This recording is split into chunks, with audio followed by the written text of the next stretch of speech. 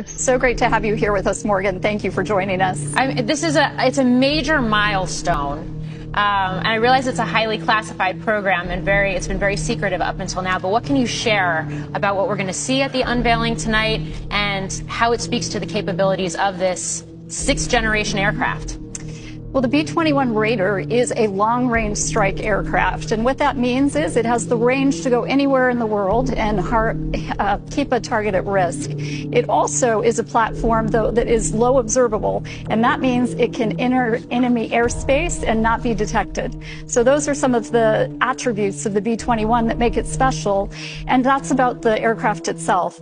But also inside the aircraft, it has the ability to connect with other platforms and really provide the U.S. and our allies an information advantage. Interesting. So basically, it's a computer in the air, is what you're telling me. That's exactly right. What's pretty incredible about this highly complicated, highly complex program, what we typically see, unfortunately, is that when programs of this size go through development, they tend to come over budget, they tend to be delayed. That has not been the case with B-21. So far, you're on schedule. How have you been able to pull that off? We've been using digital engineering from the beginning of this program to help us iterate on thousands of designs and then translate those into the platform that the world will see tonight.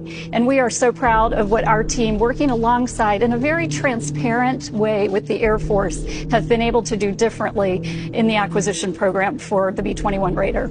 So there's several layers so far to the contracting process around this program. There was the contracts around development, now poised to, with this first flight, which I believe is for early next year, scheduled for early next year, right? You're going to start to see those early production rates for the first several dozen planes.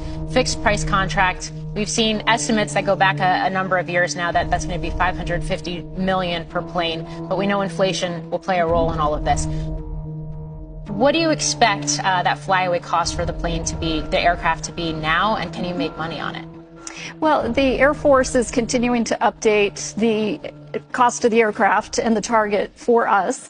And as you noted, back in 2010, that was $550 million per aircraft. That's up to nearly $700 million based on inflation, as you noted. And so we see the value creation for Northrop Grumman as still very much ahead of us as we move into this production phase. The Air Force is talking about building at least 100 aircraft.